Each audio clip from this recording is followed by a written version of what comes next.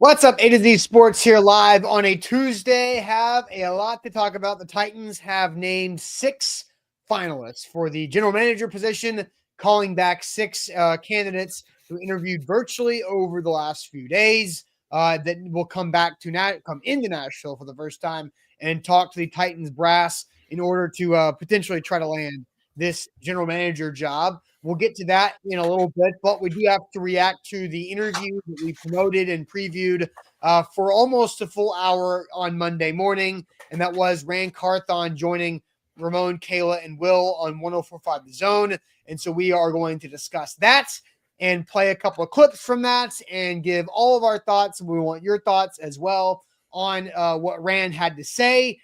Some criticism for nearly everybody involved, I'm sure, coming from Easton and I, and I'm sure that the chat has some reaction as well.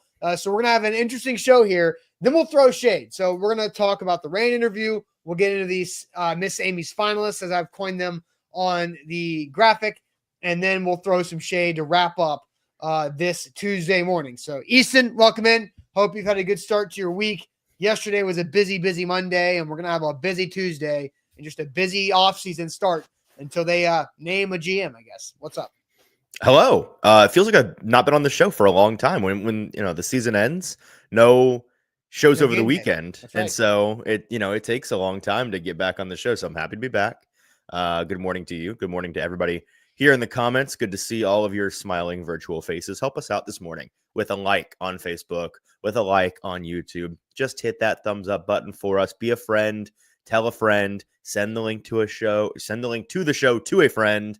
And have them like it as well. So like the show and then jump into the comments this morning with Nick and Raz and Lou Man, Daniel, Patty, Scott, and others. We want to hear your thoughts on the Titans GM situation, past and present and future. Yes, absolutely. Bun B just on Facebook. The Titans organization is a joke.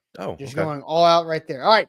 So let's get this thing going officially. Welcome in the A to Z Sports, powered as always by the BetMGM app. I'm Austin Stanley. He's Easton Freeze, one of our Titans reporters for A to Z Sports.com. And we are Nashville's on-demand sports network, going live weekday mornings at 8 Central Time on Facebook, YouTube, and Twitch. Links to the show segment by segment on our Twitter X timeline. Also hit us up on Instagram, TikTok, and Threads for more great Titans content. Gathering our sponsors, they make it happen for us, and they help out all of you, like Wilson County Hyundai. Make them a part of your new car buying process. See them in Lebanon, online, wilsoncountyhyundai.com. The Bone and Joint Institute, boneandjointtn.org, the region's destination for comprehensive orthopedic and sports medicine care. Farm Bureau Health Plans. You can get better with Farm Bureau Health Plans by visiting our link, fbhp.com/ATOZ. TDOT, trying to keep our state beautiful. Visit their campaign at NobodyTrashes.com, and our new friends at Bart Durham Injury Law. A crash can change your life forever, and help is only a click away at bartdurham.com. So Easton, yesterday on the show, we announced that and helped announce with 104.5 The Zone that Ran Carthon, less than a week fired as Titans GM, was going to join their morning show, Ramon, Kayla, and Will, for the entire 9 o'clock hour. Now, Will was out, so it was Ramon Foster, Kayla Anderson that were hosting the show with Ran Carthon in studio. We asked the question to everybody here, what's one question you would ask Ran Carthon if you had the chance to interview him after being fired by the Titans? Now, none of those things were asked. Did any of those questions get asked yesterday? I mean, like people asking about Will Levis, people asked, about Brian Callahan. I mean, so yes, the idea of, hey, I wonder, does he believe in Brian Callahan as a head coach? That was discussed and brought up, but not many would have been asked. Easton, just to get this from you, what would have been your answer to that question if you had one question to ask Ran Carthon, if you understood the NDAs that he could not violate? That is a big part of what we'll talk about here in a little bit. But mine was going to be, when did you know that Chad Brinker was about to be your boss and the power shifted after you hired? But obviously that was something that was not allowed to be discussed on his NDA. So, and we'll get into that more, but what would have been your answer to our question Monday before the interview? Yeah, I mean, I would have needed to ask a lot of questions to Ran or whoever understood the NDA because all of my questions would be probably borderline The thing that I'm most interested in is the power dynamic. But if the answer is he couldn't answer any of those questions, maybe my answer is I wouldn't have taken the interview. And I think that's fair. And I think that's a fair criticism because that is something that, and we'll play a clip of a couple things that he did bring up, is that it was not made very clear to the audience what was off limits. Correct. And so in fact, it wasn't made clear at all to the audience. Yeah. Not even a little bit.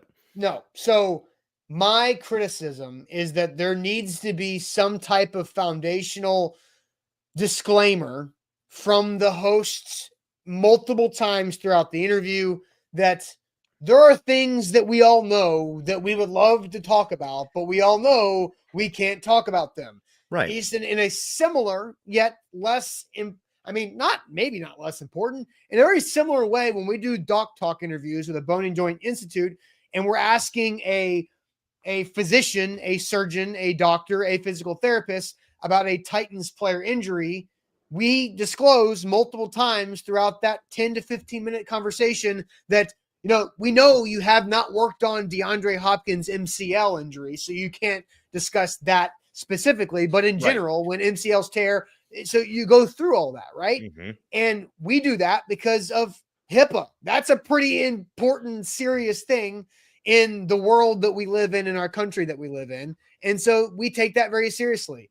And I think that is the biggest criticism that I have of the interview conducted, is that the audience was very left out in the dark on what was obviously off limits. Mm-hmm. And if Chad Brinker questions were off limits because Kayla tweeted about them going back and forth with people yesterday afternoon, then fine. Like, we didn't, but I would have loved to know that in and out of every commercial break.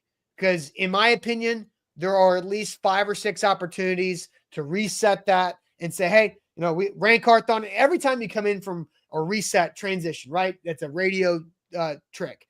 Hey, Ran Carthon in studio on 104 The Zone, talking to us about after being fired by the Titans. We know there's things you can't discuss, but let's talk about this, right? How's the family situation? What have you just go on and on and on.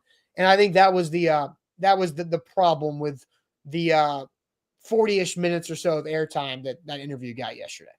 Yeah, totally. And it's just a matter of due diligence. It's about setting your audience up to understand what's going on, doing the best job that you can to, whenever those of us in the interviewer's seat, whenever an interview is being conducted, as much as it is important for you to, get as much good information out of the person you're interviewing, and that's your primary job, you also have to take into consideration the work that you are doing and the way that you are going to come off as an interviewer. And I think it's important when that's why I also don't necessarily begrudge them for not asking certain questions. They I'm sure have a better understanding of what could and couldn't be asked yesterday than even we do, because ours is just basic assumptions. Yes, but that's the problem, is that we were left assuming. Exactly. And if you're having to go through on Twitter after the fact and drive that point home, I think you're doing it in the backwards order. You got the order of operations wrong a little bit. So I think that was the primary reason, because it's a nearly impossible interview to conduct. And I think that's why you probably said, which is why I said I wouldn't necessarily have taken the interview. Yeah. But I also understand the ability to have a lot of attention on your show and your station to accept it. Like, that is a tough interview to turn down. Right. Well, that's another thing Kayla was saying on the thing last night, is she's like, it's not my show. I don't own the station. I can't turn down a former and I'm not saying like Kayla should have strong armed people and turned down I'm not saying I get it. This isn't not necessarily up to her whether or not he's on the show. But it is up to you to then disclaim a really tricky situation, because I think if people had just had a better idea of what they were tuning into, it would have been received a little bit differently. That's all. Yes, this has been beaten to death a lot harder by people in the last 24 hours. No, I'm not interested in being a jerk about it. No, and I don't think we're trying to be jerks about it. I think because we were a part of the audience in this, and I think that is the constructive criticism that we would give to the situation. Now, Easton, you have some criticism, and as do I, for Ran Carthon. Carthon and Little how he answered some of these questions. So let's play the clip that I think is the most important and the biggest reason why Ran Carthon did this interview was because of the personal attacks that were made on him by somebody telling Paul Kaharski at paulkaharski.com about Ran Carthon sleeping on planes after road games. He left the Will Levis Pro Day early, not being a grinder. Those are the personal attacks towards Ran Carthon. So here is Ramon Kayla talking to Ran Carthon about that specific topic. Oh, it is what it is. There were some reports out there in terms of,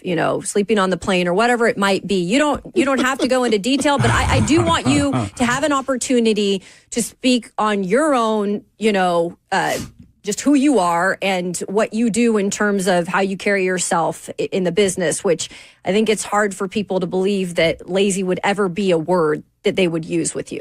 Yeah, I mean, I've been called a lot of things, and that isn't one of them. You know what I mean? Right. But again, too, when it comes to stuff like that and people who speak on you don't know you personally, like, you can shrug that off. You can shrug that off because, again, there are a lot of people that know me and know who I am, know my character, know what I'm made of. And so those people know, and that's all that matters to me. So, I mean, again, I'm not going to give credence to, again, someone who is, never sat down, had a personal conversation with me or been in my home or been invited to my home or I've been invited to their home. So, there are a bunch of people that say things about me, even before I even had a chance to do the job, there were negative things said about me. And so if I gave that credence, then, I'd lose my mind, especially, in this day and age. So none of that really means anything to me, to be honest with you. But I know who I am. The people I love, the people that I cherish, they know who I am. And so if they felt that way, then it'd be different. It would be something for me to, take Sure. a look at. But other than that, I could give two. You know what? It's a family show. Exactly. So there's the Rand's response to the personal attacks. So Easton, I know you and I both have some criticism on how he addressed that situation. So we're going to get to that. But first, I'm going to tell you guys all about our friends at the Bone and Joint Institute. Just talked about the Doc Talk situation, the Doc Talk conversations we have. When injuries pop up in life, they have all the experts and the resources right there in Franklin, Tennessee for you to get back to health. boneandjointtn.org, the region's destination for comprehensive orthopedic and sports medicine care. Injuries do happen in life, just like in football, and you have to know how to help and how to deal with them. And the Bone and Joint Institute is where I've turned in the past when I've had some, some knee tendonitis or plantar fasciitis, the two things I specifically dealt with. But they educated me on how to heal that and then how to manage those injuries, because those are injuries that are going to be here for a little bit. I just have to manage those. You old man. Yep. Legarius Sneed over here. Just wait. Just managing stuff. Just wait, young blood. But no, Right. Bone and Joint Institute, boneandjointtn.org when you need them. I have just recently started waking up and my knees pop in the morning, and I feel like it's the beginning of the end. We're also brought to you by BetMGM, the sportsbook born in Vegas. They're an official partner of the Tennessee Titans. And if you use our bonus code, ATOZ Sports, when you sign up today, you receive up to $1,500 back in bonus bets if you don't win on your first bet. So whether you're watching the playoffs at home or watching the playoffs at your favorite Music City sports bar, or maybe you're watching the playoffs at one of our fantastic sponsors, playing a little golf, perhaps. I don't even know if they're still under contract, but that's something that I want to go and do sometime soon, because we talked about it all season, and now I have time on the weekends. You can do that and do it with BetMGM on the app in the palm of your hand. They've got all of the things you need. Boosted odds specials. I know Austin and I made a lot of money on those boosts, those free plays that they give you. They're helping you make more money on top of your wise, sharp bets, daily promotions, so much more. Download that app today. Sign up using our bonus code ATOZ Sports to get up to $1,500 back in bonus bets and experience the playoffs like never before. BetMGM, an official partner of the Tennessee Titans. All right, so Easton, I'll let you start, but Ran Carthon was asked, hey, you were called lazy. It was brought up that you were sleeping on planes. Your thoughts, basically. And Ran, gave the whole, I care about the people that I know that know me and the people that I cherish. Outside of that, I'm not worried about it. Your reaction, Easton, to Rand's approach in debunking the report from Paul Kaharski. What are your thoughts? Yeah, his general approach to answering that question of I don't want to. It would be foolish of me to give credence to rumors like that. I don't begrudge that at all. I think that's totally fair. That kind of thing, you just, when you're a high level individual, when you're a large public figure, when you're an executive of a major business, you can't give credence to all those little things because not enough time in the day, and also it's kind of beneath you a little bit, right? So I don't have an issue with that part at all. What I do take issue with is, and this is something that I think Ran demonstrated he has a fundamental misunderstanding of this. I think the hosts demonstrated that they misunderstand this yesterday. I've seen a lot of people on social media, fans that I think fundamentally misunderstand this. And I think it is, the misunderstanding is aided by a general hatred of Paul Kaharski, which I'm a friend of Paul. I like Paul, but I get it. And even Paul gets it, that he's a polarizing figure. He'll tell you that. So that's it. I get that part. But setting your hatred for Paul aside, or maybe your just enjoyment on dunking on Paul aside, he's just the messenger here, right? And that's what's getting lost, is this idea that, Paul was saying all these things about it. Paul wasn't saying anything. Paul just wrote an article where he wrote down the things that he was being told by people that worked with Ran. And so Ran's whole spiel about how, I'm not going to give credence to things from somebody, especially somebody that doesn't even know me, has never sat down, had a relationship with me, had a talk with me, which, by the way, side note, the reason none of us have sat down and had a talk with you, Ran, is because we've tried over and over and you wouldn't accept our requests. So we tried. That's not enough. I don't know. Is that Rand's choice to make? Yes Fair. Or no? Because Ran, 6 days after he was fired, he was out there talking, right? So I don't know if that's up to Ran or not. I'm not putting this on Ran necessarily, because I have heard some things as well that I don't know if that's Ran or being handcuffed by the team. But what I can tell you is that this is the insinuation that it's on the media, the people talking in the media. We haven't tried. No, we've tried, brother. I promise we've tried. Whether it's your fault or not that it's not happened, I'm not going to say that. But we have tried to have these conversations with you, and they didn't happen. But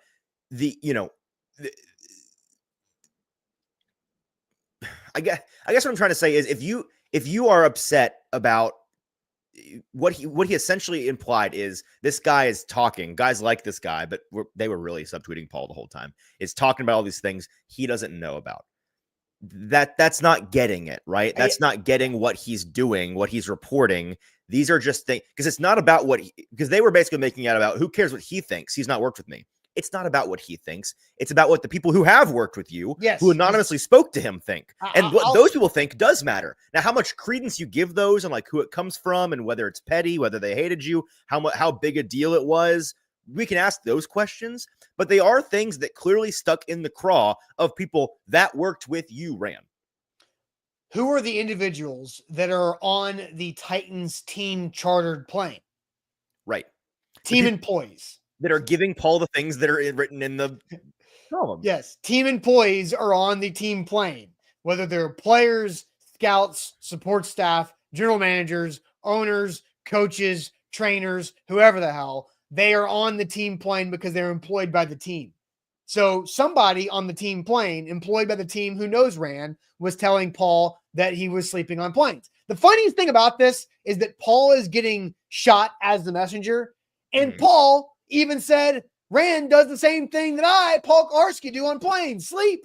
Right. And here's another thing. I sleep on planes. I tried to dismiss this as the biggest thing in the world yesterday with Zach, of I have a condition where every flight that I'd say, I'm going to do this, that, and the other on this flight. And as soon as we start moving and taxiing towards the runway, I am out. It's something I cannot control. I am out. As soon as I start feeling the white noise and the vibrations of the plane engine, I pass out. It's not my control. That's what happens. And I don't get this, that, and the other accomplished while on said flight. I don't know if Rand's the same way. Altitude-induced narcolepsy. I would love to be able to use that 90 minutes for efficiency, but I can't do it because I always pass out automatically as soon as that starts. So that's so I don't funny know. Because so many people have the opposite of that problem where it's like, I'd love to sleep on planes, but I can't. You have the opposite. Stay awake. I'd love to not sleep on planes, but you can't. I cannot stay awake on a freaking plane. Maybe Rand's the same way. I don't know. He can go cut up tape and watch film later when everybody else is sleeping because he slept for 90 minutes. It's not that big of a deal. But the whole thing is somebody that Rand knows that Rand's worked with. I don't know if they've been over to Rand's house or Rand's been over to his house. That doesn't matter. That is so irrelevant to everything because I have been over to your house to drop off that backboard behind you. But did I go inside of it? No, I didn't go inside your house. You haven't been inside my house. Who gives a damn? That doesn't matter. That doesn't matter. It's irrelevant. That's stupid to even bring that part up about it because people you work with all the time have opinions about you, and what you put out there, what you put on your tape of your job can be criticized. And so I agree with you. I don't think Rand handled that the right way. I'm okay with like not giving it a microphone or not blasting it and making it worse, but did he deny anything? No. He just said, I'm not worried about it. Like he didn't say that's not true. He didn't deny anything. He just said, people that, talk this, I'm not worried about it, which is he can do that, but he didn't deny anything. Okay, so two important things before I've said my piece on this, and a couple people in the comments bringing this up. Demario is saying either way, it's classless on PK, throw in the extra stuff in the article, and then Major Key saying Easton PK knows better though. Let's really break this down. What does that mean? PK knows better because I'll say this up front. I have no idea who Paul talked to for this article, so this is all speculative on my part. But if I was the one writing the article and Ran Carthon's personal assistant hit me up in the DMs and is like, here's my phone number. Call me. I want to talk. Or, the one of his assistant GMs or the head of college scouting or the head of one of the scouting regions, somebody with real pull and somebody that worked hand in glove with Ran, not some low level scouting intern, somebody real. And they gave me these things. It's my responsibility as a journalist to write them. Like that's kind of how it that's how it works. Way to use it. You do it appropriately, and you parse it, and you say you don't make it necessarily that because again, it's not gospel. It's just, but it is a thing that somebody is saying, and it matters. And they're not giving you the information just offhand. They're giving it to you because they want it out there. And so that again, that's the messenger aspect of this. So PK knows better that like as journalists, if it's dangerous what Major Keys is asking, in my opinion. Because as journalists, if we want to play the we know better game and if we want to editorialize basic journalistic integrity, then that means you're entrusting us to like shape the narrative just based on what we think should and shouldn't be out there and control the flow of information. And that's you should want the opposite of that, man. You should want to know as much of the things that we know so that you as the fan can make your own decision, not trust us to filter what does and doesn't reach you. That's again, responsibly. The second important thing here, and the thing that I want to tie all this in a bow in, me defending Paul and pointing out them misunderstanding how this works is in no way an endorsement of the picture that was painted by that article and in fairness, by how the Titans made their statements. Really, I wrote all about this. It wasn't just Paul who painted this ugly picture, right? Before Paul ever released that article, the way the Titans talked about this, their statements, like all of that painted an ugly picture about it as well. It was just not as on the nose as Paul's was. I'm not saying that this for sure confirms that like all the things in that article are true and they matter a ton. I'm just saying they were real things that people said. They very well could have come from, somebody that hated Rand all along, had some personal vendetta, thinks he's a moron for whatever reason, and is just wrong. So I'm not calling Rand a lazy loser by any means. I didn't think he should have been fired. I mean, I was very vocal about I didn't think he should be fired. Certainly not for the job that he did. And I think I'm in the minority on that front. But I think it is important to understand where this is coming from. That's all. I do think Curtis, like, give us info, not random unsourced facts. Well, one, a fact is information. just by the Well, also, definition of the word fact. It is sourced. And It wasn't unsourced. It was the opposite of unsourced. Yeah, it was very much sourced, and it was info. Like, yeah, Curtis, like, you're off on this. Like, what you're asking for, you got, dude. Like, that's reality. Policing journalism is anti-journalism. It's antithetical to what journalism is. Journalism is being the messenger for the people, not deciding what the people should know. And look, like Zach talked about this yesterday. I mentioned this last week after Rand got let go and after the Paul Kaharski report came out. Yeah, Zach and I had a conversation like during the season of 2023, over 12 months or more prior to Ran Carthon's firing, we had heard similar stories, but it wasn't from on the record situations. And so it wasn't anything we were running with. It was something that we were going to monitor moving forward and seeing how is this going to play out. And we kept in the back of our minds and said, that's interesting to hear. So let's see what happens here. And then what happened there was a slow transition over the next year or more of Chad Brinker getting more and more responsibility. And then all of a sudden Rand is out of a job. And then we hear it coming out from Paul Kaharski's report. So that is the information. So yeah. Anyway, I think we can move forward now. People are asking us. Let's go ahead and move forward. Let's go ahead and get to. Did you have anything else? Because I know you favorited some comments. Was there anything left? Not really. Untouched that you would like to get to? Just very briefly, I think the primary gripe that a lot of people that are pushing back in the comments have is that they feel that it's a character assassination, and it is. And I'm not saying you shouldn't be upset about the character assassination that took place. Pointed at Rand. You should. Like, it was an unfair. There were unfair personal things said. I am suggesting that your ire is pointed in the wrong direction. You are mad at Paul for the character assassination. You should be mad at the losers behind the scenes that anonymously assassinated his character. It is those people that were doing the character assassinating. If like those people went to Paul, if Paul didn't run it, those people would have gone to somebody else. It was going to get out there. They would have found a way to get it out there, and that's on them. That's not on Paul. So Nick says, Austin, if PK hadn't reported, would have A to Z ever reported it? So again, there's a difference on the record, off the record stuff. So we had some things off the record a year or so ago. And so would we have reported it? And I think the interesting thing, I don't know. That's a good question because I honestly don't. We heard it from. If it would have come back to us, like if the people that we were asking behind the scenes to try to find more information about what happened with Ran Carthon and why he was out of a job, if that was one of the answers that came to us as we were asking questions and doing digging, whether it's us two, Sam, Buck, and Zach, and everybody else that has connections to the Titans, if that was an answer that came back to us, then maybe we would have had something about it. Now, I don't know. But Paul had it same day, a few hours after Rand was out. And so that's just the timeliness of that. And so here's my overall, my oversimplified. You can think both of these things. PK is a prick, but this is journalism 101. You did it the right way. You can still not like Paul. You don't have to like Paul because of this. Yes, but what he did was accurate. Agree. So where was I going to go with this? Okay. So here's my oversimplified take on the entire situation. Ran Carthon and Chad Brinker both wanted the same role in the organization. The executive general manager of football stuff.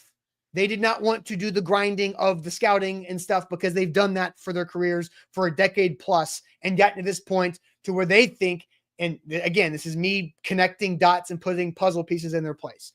Chad Brinker and Ran Carthon wanted to graduate their careers to the executive role. There were two of them who wanted the same spot. In the office, Jim and Michael were the same role. Two managers doing one guy's job. Joe Bennett had to change that real fast, and that's what happened. And in reality, Chad Brinker was just better at that role than Ran Carthon, making Ran Carthon disposable and Chad more valuable. Is Chad good? Is Chad going to be great at this job? I don't know. All I feel like is he was viewed as better than Ran. That doesn't mean a lot. Who is a better quarterback, Mason Rudolph or Will Levis? One of them is better than the other, but it doesn't mean that either is good. So that is what I believe the oversimplified picture of what happened over the last 12 months with Chad Brinker versus Ran Carthon. All right. Okay. All Now right. we can move on to who Chad Brinker is going to try to hire Sure. to be his general manager. So, Easton, there are 6 finalists for this job. I'll throw the list up here real quick. The 6 finalists: Chiefs assistant GM Mike Borgonzi, Bucks assistant GM John Skytech. Is it Spytech or Skytech? Spytech. I stupid fat fingered it. It's Oh my Spytech. goodness, that's too good of a name to mess up. Yeah. Bears assistant GM in Cunningham, Colts assistant GM at Dodds, Bills director of player personnel Terrence Gray, and Packers VP of player personnel John Eric Sullivan. So, Easton, we're going to dive into this, and you're going to rank these candidates. But before we rank the candidates, I want to ask the audience a question, because I do think it is important, and I'm just flat out curious. The curious bone in my body has been struck. What do you guys value most when trying to pick a favorite GM candidate for this job?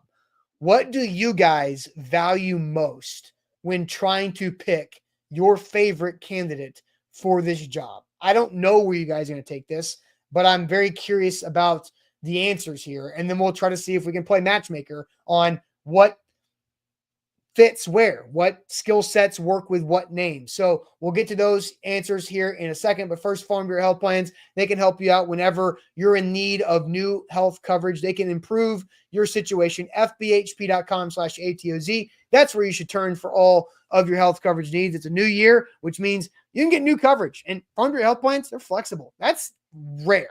Being flexible in the health coverage industry is usually not something that you hear. But if you want new coverage for you, your family, they can set you up and you can be good February 1. If you want to be good on March 1st, they can do that. They can set you up and start you with a new health plan on the 1st of every month, any month that you want for you, your family, whatever that is. They've been serving Tennesseans for 78 years and can help you out with great teams, great communication, and being there for you with customer service. Get started with FBHP.com/ATOZ. We're also brought to you by BetMGM, the sportsbook born in Vegas. We've got the divisional round of the NFL playoffs coming up this weekend with a chaser of the College Football National Championship on Monday. Some exciting games that you can go and bet on BetMGM using our bonus code ATOZ Sports to get up to $1,500 back in bonus bets. So if you want to bet on what I'm so excited for, perhaps the greatest playoff matchup in I couldn't tell you how long. I mean, I don't think that there is a more exciting to me playoff matchup than what we're getting between Bills and Ravens divisional round wise. It is about as good a divisional round matchup as you can possibly get. It's a bummer for both teams because somebody has to go home. But it's going to be exciting. I'll be betting on it. I'll be betting on it on BetMGM using our bonus code ATOZ Sports. There you go. I'll tell you, man, Ohio State Notre Dame is going to be good too. I thought that's what you were teasing towards. I think it will be as well. I just, my unit size on college is much smaller because I know college way less. And when you know sport not very well, you tend to lose money on it. I will tell you my situation about the college football playoff game tomorrow with BetMGM, because I've set myself up to be victorious either way. So I'm excited about that. All right. So ask the question, what do you guys as fans value most when trying to pick a favorite GM candidate for this Titans job? And so I'm to kind of back it up a little bit. I think what I'm looking for, like obviously like, being a good scout, like, but I'm saying like when you're trying to differentiate between the 6 names on this list, what are you looking at to say, okay, is it Mike Borgonzi because he's been with the Kansas City Chiefs? They're in the middle of the ultimate, as big of a dynasty as you can possibly get in today's NFL. The Chiefs are it. Is it him? Is it John Spytek with the Bucks because of the different fluid situations the Bucks have been through? Is it, I don't know. Like is it the Bills or Packers because of those 2 franchise philosophies? Are you anti Ed Dodds because he's with the Colts? Like I want to know, like, what are you looking at with these list of names and say, this person is my favorite because of what? And so, Easton, I'll send you the chat to see what you're seeing from the answers that are coming in here. Also, like the show, because we need some more likes here on the show. Yeah, like the show. The chat's still very much on the Ran topic. So let me see if I can sift my way through here. Bro, while you're doing here we that, go. TLG says this list is ass. And you're going to get to why it's the Couldn't opposite disagree more. Yes, yeah. I would be so curious to know what TLG thinks would be a good list because, yeah, bro, that is a great list. Okay, so Chris says favorite trait: get results regardless of the situation. Take this mess, pick the good pieces out, discard everything else, move forward, building a new house. Sean says great draft and roster personnel knowledge and strength with great personnel skills with communication and closing deal. So Sean kind of just picking all of the things, not one thing. Yes. Just wants them to be great at all the GM things. He said build a GM in a lab. This is sure, exactly. Chris saying talent evaluation and trade savvy. Track record of great drafting, success within every organization that they've been a part of, having a clear and same vision for our team as Brian Callahan and Chad Brinker. Bryce says this GM means nothing now. People don't realize this is a scout. They're modeling the MLB front office. We'll see. We'll talk about that later. If you feel that way, you still have to find somebody to fit that role. Correct. Yes, that's important. Are we going to pretend that the head scout on any given team is unimportant? Yeah, who cares about the head scout? No, that's a big job, guys. Come on, it's very important. No job is too small for this team to win. That's right. You got to have Mike Vrabel said that at this press conference yesterday for the Patriots. Okay, I'm having a hard time finding the questions. There's a lot of side chatter in here. So Austin, what do you okay, this is an important one. Sensei says you pick a GM from a winning franchise. Which is one that's a point I think we should talk about for sure. No, one position below the GM, nothing lower. Not some scout from a winning franchise because they are desperate. Ideally, a franchise you want to emulate, aka Green Bay, which is, I believe, in reference to John Eric Sullivan. So, Austin, what do you think? What is most important to you when they decide on which of these 6 fine candidates they're going to name the GM? Yeah, because you're going to rank them here in a second. And Easton, I know, I trust your research strategy because you and Sam have been diving into every corner of the internet to learn as much about these 10 people. They shaved off 4, and now these are the 6 that are coming back for in-person interviews. When I look at these teams, I look at Super Bowls that have been won, while these individuals, actually, I don't know, because John Eric Sullivan has been with the Packers, I think, for like 13 years, right? It's been a long time. Yeah, he may have a ring, he may not. He was right around. Did he get Aaron Rodgers? He's been to a lot of playoff games. That guy. Yes. So, but you've got Chiefs and Bucks. Those guys have Super Bowl rings, and then you've got the Bills and the Packers that are pretty much have been competitive just about every year. Well, and Dodds was with Seattle when they won their 2 rings. Okay, so he's got a ring too. So Dodds has 2 rings. Or wait, no, sorry, they lost that ring. one. Yeah, if they would have just hand the damn ball off to Marshawn Lynch, they would have 2. 1 ring. Then you have the Bears, right? So the Bears and the Colts are kind of the 2 franchises that aren't the winning franchises. But I think Ian Cunningham was impressed. So to get to my answer, I look at also the quarterbacks that these guys have had. Chiefs, obviously, Mike Borgonzi's been there since 2009. So he spanned a lot of quarterbacks. He was all of Alex Smith, and then he was obviously all of Patrick Mahomes. Then you've got the Packers, who have gone from Aaron Rodgers to Jordan Love and John Eric Sullivan's time. And Terrence Gray has had Josh Allen. So, that the assistant GMs and player personnel guys aren't really doing much when it comes to getting lucky and hitting on a franchise quarterback. But when I look at John Spytek and what the Buccaneers have done as a whole under Jason Light has been in Tampa for a decade because that's where John Robinson came from. And John Robinson has been out of Tampa for like 8 years plus. So I'm looking at what the Bucs have done and how they've been able to stay competitive and navigate through different quarterback situations and still be competitive because the roster's freaking good. Because the one thing that is the hardest of any job as an executive with football responsibilities is finding the right quarterback.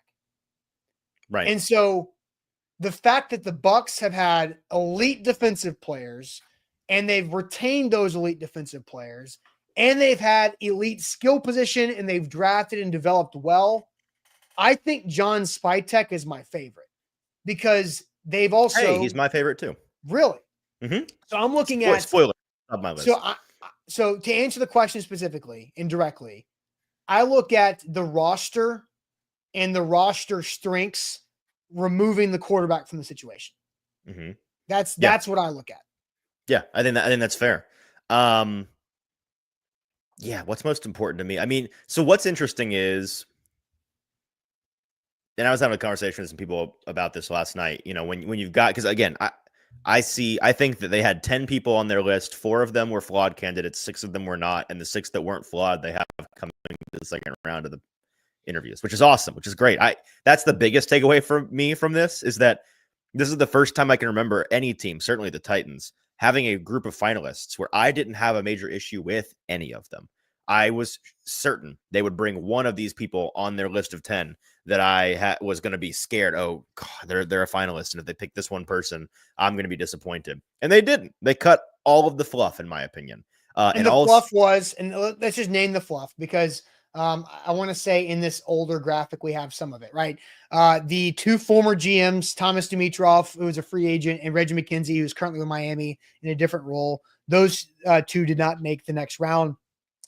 Catherine Hickman with the Browns, she had an interview virtually. She did not make the next round. She's not a scout. She does not have anything to do with scouting on her resume.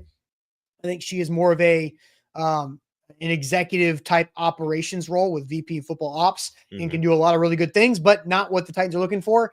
And then Matt Berry was the latest ad from Seattle, who is the most like the 6 that made it, but didn't make it. Well, yeah, and with him, it's like the information publicly known about Matt Berry, he's kind of an enigma. He's the one on the list where, like, if you tried to do research on him, you'd be like, who? Because when you search Matt Berry, you get the guy from What We Do in the Shadows. You do not get football Matt Berry. Or you get Matthew Berry at NBC, fantasy guru Matt Berry. Or Matt Berry, former or a SportsCenter anchor who spells his last name Berrie. Yeah. So he's like the 4th most notable Matt Berry off the top of my head. And he also has his track record with teams. You might even get Matthew Perry before you get Seattle Seahawks Matthew. You might. So he's the guy that just, I think, was certainly the least qualified of these 6, and I'm not surprised that he got cut. So did you know Matt Berry? Nashville native. Which one? The one we're talking about. Okay. The one that did not make the cut. Gotcha. Nashville native. Well, maybe one day he can return home, but not this time. Yeah. So that being said, the 6 that they've picked, I think, are all fantastic. I'm about to rank them. And if they picked the 6th guy on my list, I would be very pleased. And I would think this person is more than qualified to do this job. So that's really exciting. And I was talking to somebody in the building last night about, like, how's it going? Like, what do you think? And they're like, this person was sympathetic to the Ran situation and liked Ran. It was like, we're like, nothing against Ran, but I'm stoked about these guys we got coming in. Like, they, the research that I've done on them, the conversations I had with people above me in this organizational structure, like searching for the guy, like, we're really stoked. We think all 6 of these guys are really high level candidates, and any of them would be good. So it's going to be hard probably for them to pick which one of these they want. And that's the thing I think we will find most interesting probably to ask at the introductory press conference is, what did whoever this person is that's sitting in front of us do to differentiate themselves? Because all of these guys are super scout types. All of them, their reputation is grinder, which is something that the Titans have made clear. They're looking for a grinder, an all football, all day guy, somebody who has a kind of an poorly adjusted individual in terms of life. You want somebody that's got a couple of screws loose, maybe not the most adjusted to real life. They're more focused on the football side of things, and they're a little sick in the head. And I think that's all of these guys. So whether it's fit, whether it is just like the vibe, like how do you get along with the guy, which people maybe laugh off, but it matters. You want to get along with the guy you're going to be working with hand in glove. I think that there's something to be said about relationships, not just because of comfortability, knowing the guy already, but Chad Brinker in his position, having just gone through what he went through, where he was the victor in all of this, whether, not to say that he was intentionally doing anything, but he came out on the positive side of the power situation that just changed, he's probably looking back at that thinking, I need somebody that is loyal to me before they are loyal to Amy. Does that make sense? Yep. I think somebody that is loyal to me and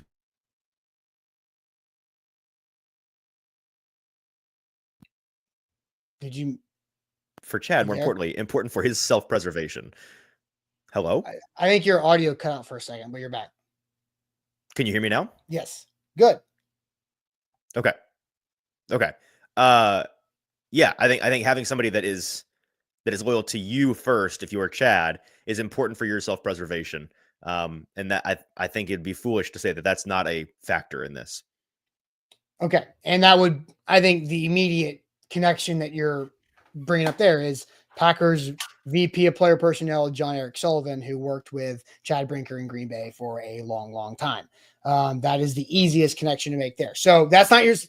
Not to say that's your favorite, because I said John Spytek was my favorite because of what the Bucs roster is outside the quarterback position. And that's what I was trying to decipher between these six. So Easton, it is now time for you to rank the six candidates, and I'm very curious about that. But first, going to tell you guys, my audio and video still out of sync?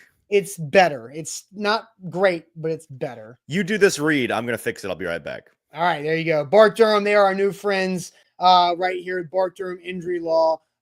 They can help you out because a crash can change your life forever, and help is only a click away at bartdurham.com. Your big truck wreck is Bart Durham's fight for justice, and you can reach Bart Durham team 24/7 to get your legal questions answered. 615-242-9000. You deserve to be paid for everything you go through with that accident. And the Bart Durham Injury Law Group has been in business since 1975 across the state of Tennessee, located in Capitol View in Nashville, which is a great office that I've been to a few times here. But the Bart Durham team, phenomenal. Blair Durham running the show now. His father, Bart, passed away last April. But the reputation remains, and their fight for you, the Tennessean, Southern Kentucky, they've got you taken care of. So whenever that accident happens, don't wait, don't hesitate. Bart Durham Injury Law Group is where to go. bartdurham.com. I hope that fixed it, because better? Okay, great. We're also brought to you by BetMGM. Use our bonus code ATOZ Sports. Sign up today. Use that bonus code. Get up to $1,500 back in bonus bets. It's as simple as that. BetMGM, the sports book born in Vegas. Okay, Easton, your audio and video match again. Good. I don't know why that gets off sometimes. Me neither. So I would like you to rank the Titans GM candidates. Would you prefer to go 6 through 1 or 1 through 6? We didn't talk about this beforehand. Let's go 1 through 6, because I've already given 6? away the 1. So let's pull That's up the fair graphic again so people can see the names. Your favorite guy, you had the fat finger typo on. That's right. So ignore that part, but it is John's Spytek, Big John down there in Tampa Bay. And listen, hiring a GM, an assistant GM named John out of Tampa Bay, what could go wrong, right? Titans have never done that before. But in all seriousness, I love John. And we after I rank them, if we want to circle back on the reasons why you and I love John, we can go through that. I think that there's some really interesting information that a lot of people probably don't know about him, but he would be my favorite. And simultaneously, if we're going to talk about, because all of these guys have, I had confirmed last night, all of these guys have accepted their invitation to the second round of the thing. That is good. That is good info. So they're all coming to do the interview, but whether or not they would all take the job if it was offered to them, we do not know. And there is an element of, do they necessarily see this job as one that they want to take? And we're probably going to talk about that more in detail tomorrow on the show. But I will say it's fair to wonder, because if you are in this position, you could be a John Spytek who you think you're a very high-ranking candidate, and you're like, I don't necessarily know if I'm going to take this job, but I am going to accept the callback, because whether you take the job or not, it looks good in the future for you to say, well, I was a finalist for the Tennessee job. I was a finalist for this. It's name value. It is a demonstration of interest in you around the league. So I'm not saying I don't think he would take it, but I do wonder if he or anybody else on this list would be like, I don't know. So we'll have to see. And maybe we may never know whether or not a guy was their first choice when they name him or not. Yep. But he's number one. All right, pull the list back up. So number one, John Spytek. And then it gets, I mean, it's splitting hairs, and I think it's personal preference. My number two option is Mike Borgonzi out of Kansas City. And then close behind him, I really like Terrence Gray, the Bills director of player personnel. So my ranking goes 1 Spytek, 2 Borgonzi, 3 Terrence Gray, 4 Ed Dodds. And maybe we can talk about the guy that people think may just be, Ballard Jr. out of Indianapolis. I like Dodds a lot. Oh, wait, no, I forgot John Eric Sullivan. My rankings, Dodds is under John Eric Sullivan. So hang on. It goes Spytek, Borgonzi, Gray, John Eric Sullivan, Dodds, Cunningham. So Cunningham's 6th. Cunningham is my 6th and final. Again, I like Cunningham, and he was a finalist for Rand's job a couple of years ago. He's somebody that clearly is thought of highly in the league. Maybe it's foolish reduction to helmet scouting on my part, but he has not, when we went through the guys on this list, the accomplishments they have, the teams they've been a part of, the rings that they have, the quarterbacks that they have, he's the guy that sticks out to me as his reputation in the league seems to be bigger than his production on paper. And again, his production, like he's not been the guy. So I'm not holding that against him necessarily. It's the same reason I'm not holding it against Dodds, that he works for, a guy that I think stinks up in Indianapolis. But it is, when it is so close like this, those are the things that are the nitpicks for me. So that's my list, Austin. What do you think? I think your list makes a lot of sense. I think the 2 finalists that have the shortest track record are Ian Cunningham and Terrence Gray. Do you agree with that? Yes. Okay, because they're probably the younger guys. They're also on the younger side for sure. Yeah, but like Borgonzi's been in Kansas City since 2009. That's a long freaking time. 2009, like come on, Lane Kiffin. Spytek has done 21 years in the league with like 7 different teams. Yeah, like 2009, Lane Kiffin was a coach of the Tennessee Volunteers. That's how long Mike Borgonzi has been with the same National Football League franchise. Right. So John Eric Sullivan's been in Green Bay for over a decade. Cunningham and Gray are a lot younger. Dodds was in Seattle when they were winning a Super Bowl with Russell Wilson as a rookie. Now Russell Wilson is viewed as an older quarterback on his 3rd team. So I think that's where it makes sense that Cunningham is lower on your list. Why do you have Terrence Gray over Cunningham? Is it simply because it's Bills versus Bears? I mean, that's part of it, but it's not just that. I do think that getting somebody that's been a part of a winning functional organization, knows what that's like, is important. Like that's a part of it to me. And sorry, the Bears are not that. The Bills are that. And Gray is somebody that I was like, this is cool. This is fun when I first saw his name on there. And then the more digging I did, the more people I listened to talk about him on podcasts. And I've had a conversation or two with people that are actively in the league. I've had a conversation with somebody that is way more familiar with Buffalo than any of us because they're up in that area. And so they know like what the chit chat on him has been since he's been in Buffalo. He's somebody that I think the league views as a rising star. And he's on the younger side. He's on the less experienced side. As a personnel guy, I think he's viewed as a rising star. I think you listen to there's a number of YouTube videos out there of him giving dissertations at press conferences, a behind the scenes style video that the Bills did last offseason with him on the road scouting. The ride along, right? Right. Yeah, exactly. So cool. I think this guy is, I've heard really exciting things about the guy. And so he's the one that maybe has the most potential on this list, unproven, untapped potential to me. And he's somebody that's young that I think would probably get along with and be on the same page as somebody younger like Brian Callahan, be more in lockstep with a forward thinking, because that's what the Titans, whether they're doing it or not, they are trying to be a forward thinking, modern, hyper modern NFL organization. Agreed. And so that kind of guy I think that kind of guy maybe fits. Even again, it's important to have experience. Like there are huge upsides to the John Eric Sullivan, the Green Bay, the institutional knowledge of Kansas City. But those are also little more old school than a guy like I think Gray would be bringing in. So, somebody brought up in the chat about Darius says you got to look at Cunningham before Chicago. I really like all these candidates though, and Cunningham before Chicago was spent 5-ish seasons in Philadelphia, director of college scouting, and then assistant director of player personnel. So he technically has a Super Bowl ring, right? He was a part of that Nick Foles Super Bowl trip. So there's another ring on the mantle here. He was also in Baltimore with the Ravens, a very high quality franchise. So if you're looking at where they've been, he's only been in Chicago for now 3 seasons, and Chicago has been very messy. Like going into Chicago 3 years ago is not that indifferent from coming into Nashville now, where there's a lot of stuff you got to clean up. You better bring your broom because it's a mess, as Zach Galifianakis once said. But I think that's where you look at Ravens, Eagles, really respectable, strong franchises. I think with Terrence Gray, I was told Terrence Gray, no brainer. I was told John Spytek, home run. Right. You know, so like I was honestly told Matt Berry is as good a scout as they come.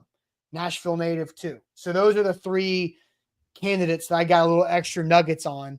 And so I think it's tough to try to decipher which is the right of the 6. Yeah, but it's a good problem to have. Like these are all really good candidates. And there's not who's 6 on my list? Ian Cunningham. If he gets the job, I'll be stoked. Reminder, he was one of the 3 candidates, one of the 3 finalists to get Rand's job in the first place. And there are some that still to this day are like he should have gotten the job in the first place.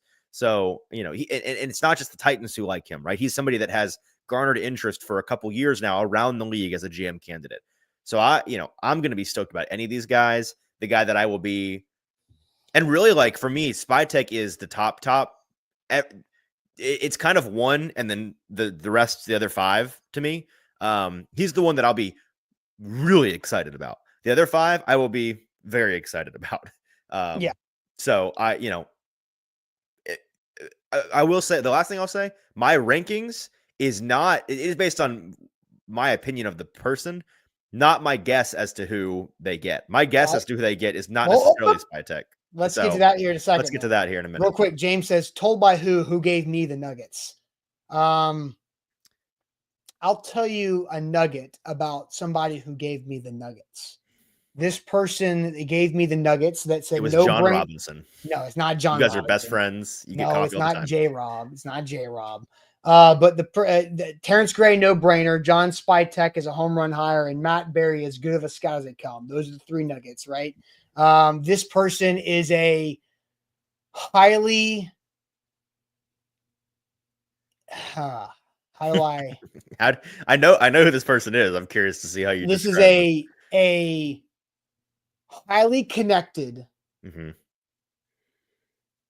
Power 4 conference college football general manager who is deeply entrenched in the halls of power in the NFL and college when it comes to front office.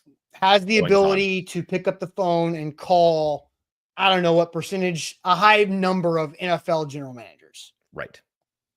So that somebody that knows these people, not just like they weren't doing the research that we're doing. They know these people that they're talking about. Yes. So you just do you want to give your prediction today, right now? Or do you want to wait? Nah, let's do it tomorrow. You want to do it tomorrow? Sure. I mean, or I don't know. When were you thinking? I don't know. I'm down to give a prediction today because you never know what's going to happen. They could hire somebody by the end of the day.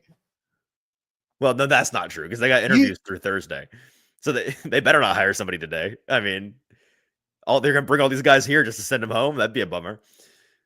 I don't know. Let's wait. We're already on an hour on the show. We've got shade to throw still. Let's keep people waiting. Let's do some shade. That's your homework over the night. Do research. Those of you that are listening, figure out who you think your guess is to who they're picking. You got a 1 in 6 chance. I like that a lot. Real quick, T-Dot, they're out there trying to clean up our roads and highways from the snow over the weekend. They're also trying to keep our state clean and beautiful with their campaign to find a solution to end littering, and that's nobodytrashestennessee.com. It's a great spot to go. Nobodytrashestennessee.com. So check out T-Dot's website and their campaign to help out. Nobodytrashestennessee.com.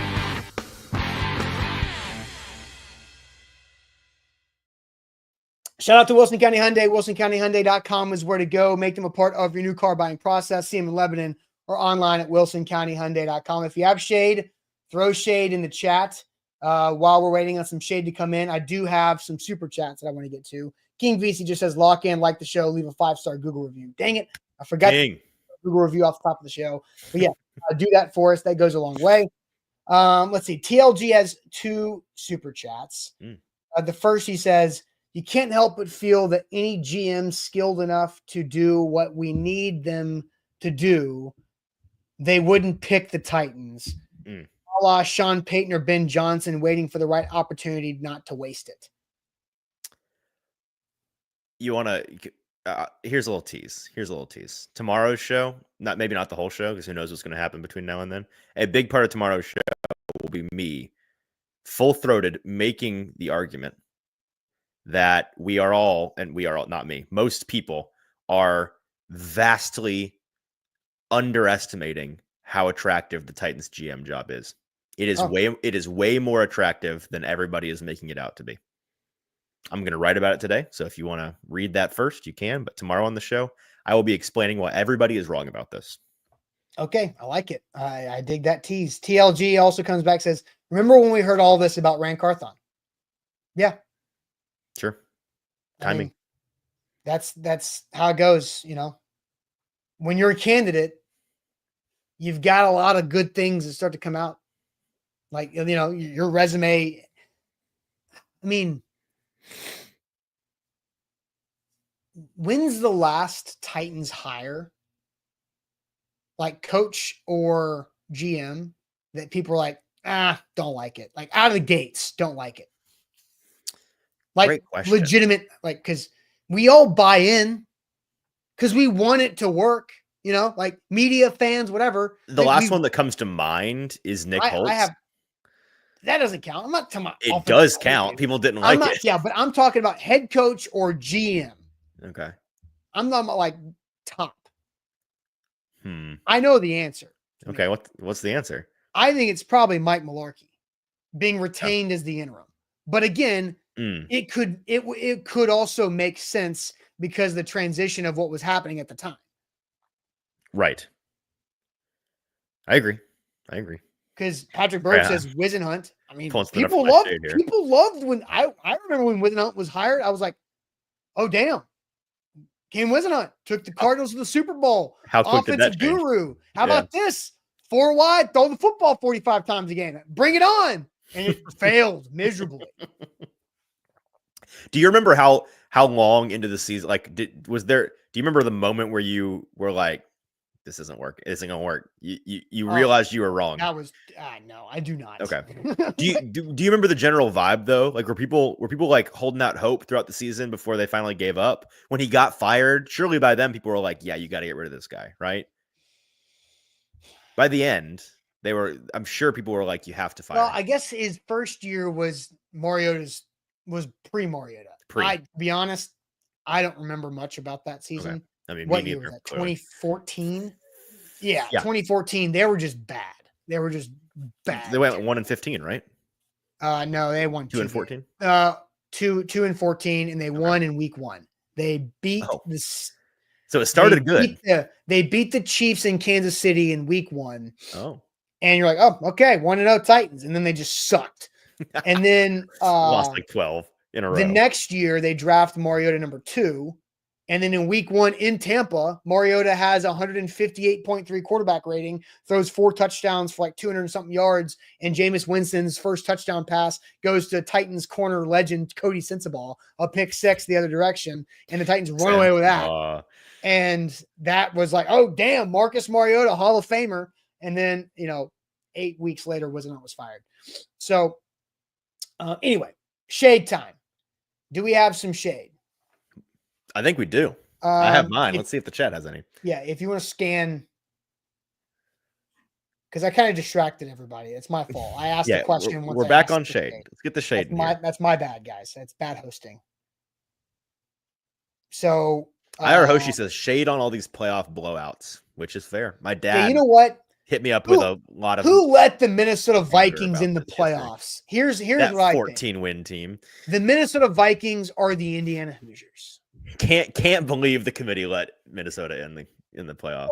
That like to everybody bitching. That was actually gonna be my shade. To everybody bitching about the college football playoff having blowouts, see the NFL wildcard weekend. It happens all the time. The best games are usually in the quarterfinals or the semifinals. There are always blowouts in the Super Bowl and the national championship game. It is less likely to have a close, tight Super Bowl or national championship game than it is to have a blowout in those championship games. So you got to separate the wheat from the chaff, man. That's what wildcard weekend is. It's getting rid of the riffraff. Yeah. And next weekend will be Chiefs Texans maybe not be a great game. The rest of them should be really good games, man.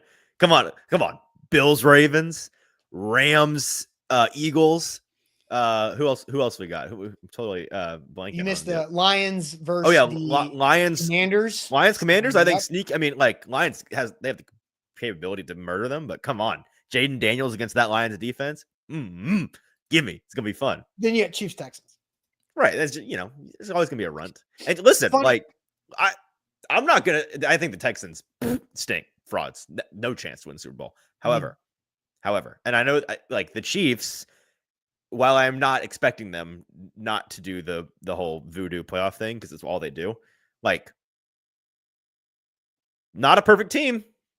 I don't know. How funny would it be if the Texans beat them? That's all I'm saying. I don't know. We'll see. Chris Jump says you probably shouldn't trash the Vikings as a Vols fan. I wasn't trashing the Vikings. I was making fun of people who made fun of the college football playoff. Like that was what I was doing here. That sucks for Vikings fans, to be honest. The 3 times they've lost, or the 4 times they've lost this season, twice the Lions, twice the Rams. That's basically okay. I'm sorry. The Minnesota Vikings are the Texas Longhorns because they just lost to Georgia twice and then a buzzsaw against Ohio State. So the Vikings just had, and like if you know anything about Minnesota sports, you know that there is no regional fan base more cursed than Minnesota sports fans because they have all 4 major teams and they all find ways to do astonishing things to lose.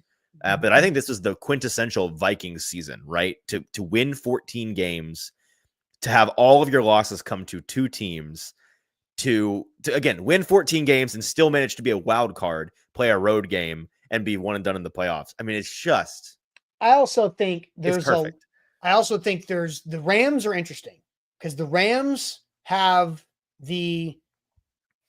I'm saying this respectfully because there's a lot of bad things happening in the state of California right now. That's very tragic, but the Rams have that energy pushing them. Sure. There is something to the disaster that fuels a sports team. It's the Hurricane Katrina Saints. It's the 9/11 Yankees. The Rams currently have that wildfire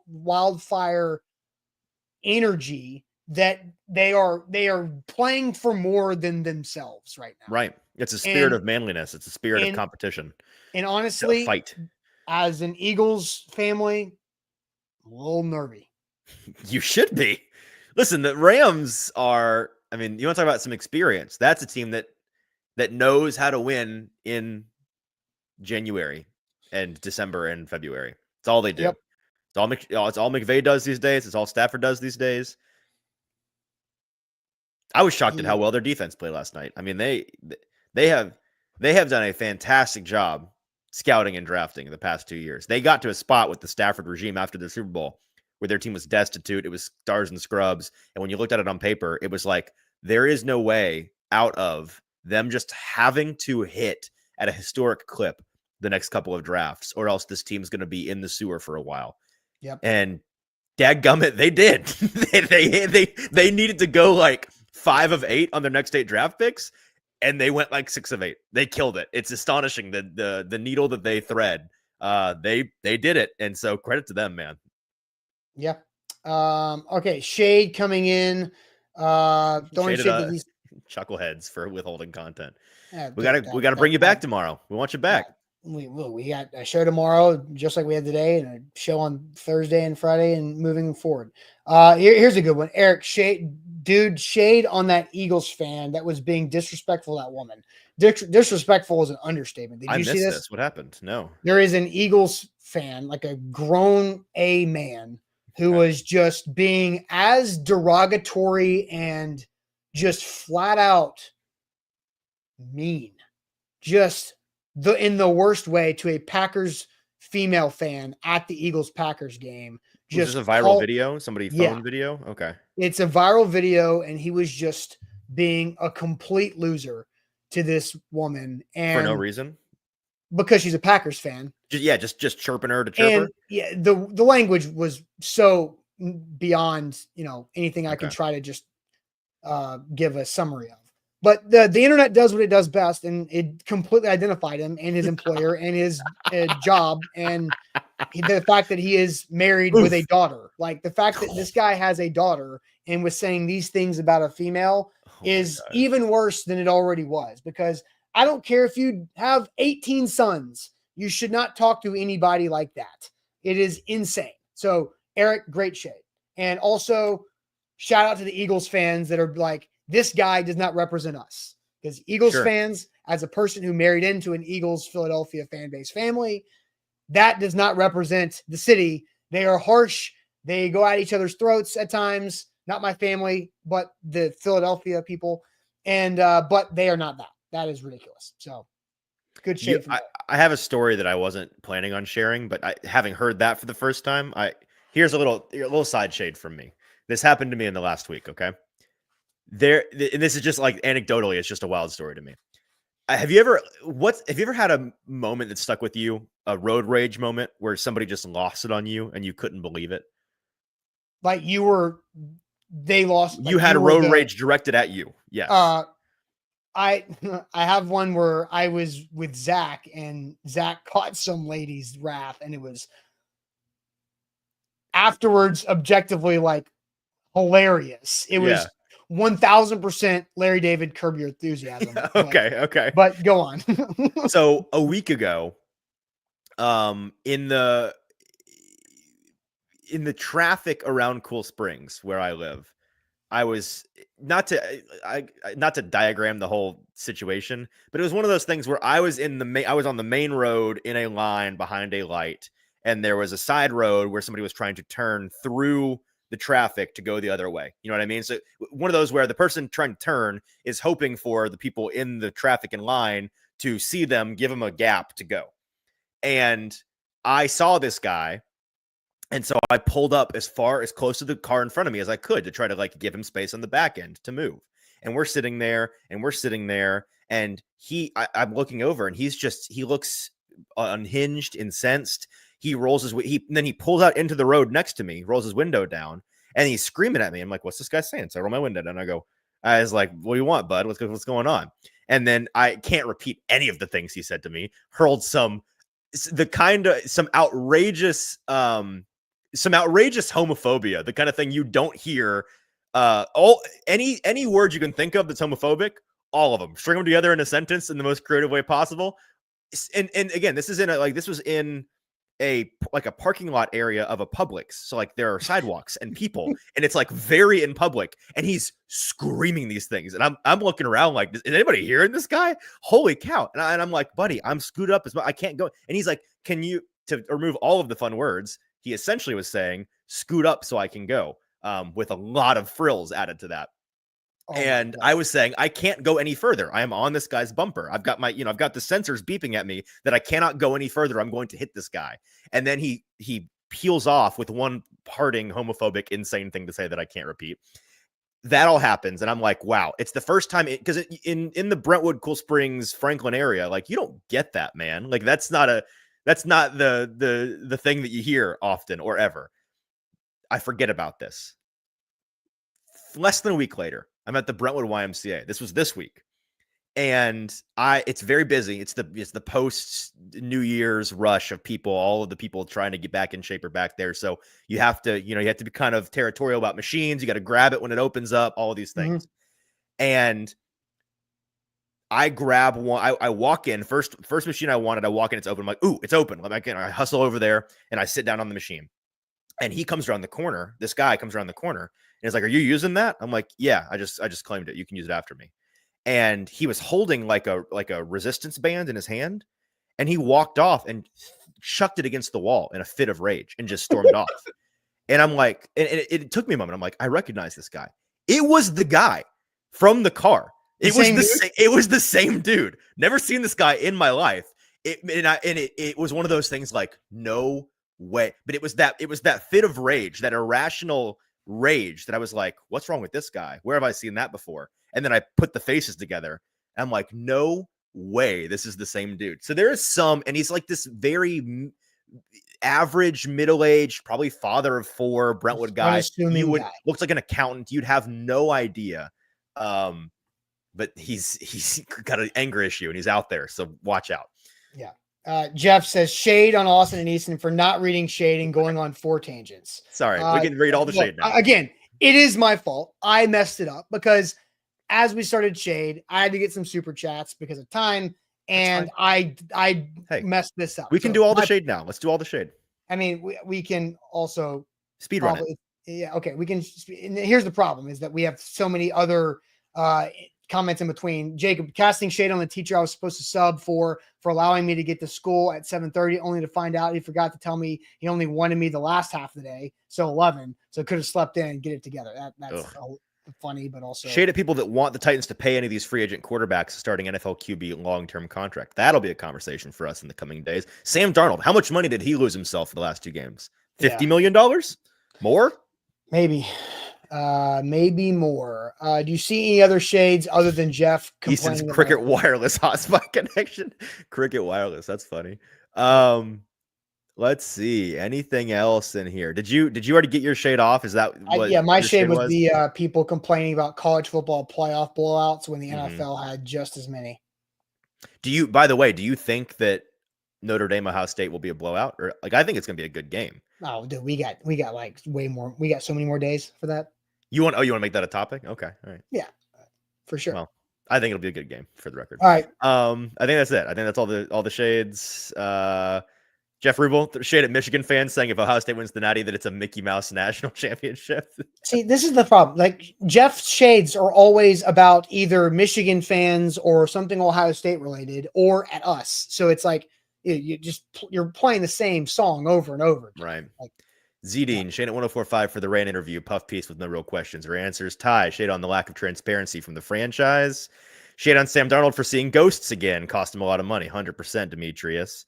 Shade on people feeding the fire in California. Yeah, I've heard that there's like arsonists potentially, and it's people making it worse. Yeah, I mean, it's all rumors, but I've heard that there are people out there that are making things worse, which is no good. Yeah. TLG, shade on the Titans org for making us look low class, kicking the GM while he was down after the firing. Anything else? No, I think that Jeff says he's concerned about the other people. So Jeff, he's Big Ten Jeff, but now he's who is Big Ten Jeff actually a fan of? Is he a Michigan Ohio fan? State. Ohio State. Oh, okay. Yeah. But I'm trying to come up with a new name. He's also like traffic cop Jeff because he's just over here. Hall monitor Jeff. Boom. There you go. Because those are the worst type of people. Not Jeff. Dang, I like Jeff. Jeff. Austin hates you, bro. No, I do like Jeff. You're a loser. I do like Jeff. Whenever we talk about you secretly, Austin's like, I hate that guy. I hope he would never come back to our show. He can't. Jeff stand and you. I have. Actually, I like you, Jeff, but Austin hates you. A fun to troll each other relationship because Jeff is an Ohio State fan and Colts fan who lives in Orlando, Florida, that watches shows about the Tennessee Titans and the Tennessee Volunteers because he likes us, and I appreciate that. So he's not a fan of the Titans at all? No, he's just a fan of us, Easton. And that's cool. Sure. How do you find us if you're not a Titans fan? That's kind of crazy. I mean, I don't know. Oh, he's in Jacksonville. I thought you were in Orlando, but Oh. Jacksonville, Orlando, Murfreesboro, Nashville. I don't know. Sure. Not really. But anyway. All right. That is it for today's show. Hope you guys have a great rest of your Tuesday. We're going to keep it locked and loaded. A2Zsports.com/Titans for the article that Easton teased earlier about the Titans GM search, the finalists, and all the above. We'll have a good conversation tomorrow morning about those topics. And Sam, live tonight for A2Z Sports Primetime at 7 on these same channels. We'll check you guys later on. Appreciate it as always.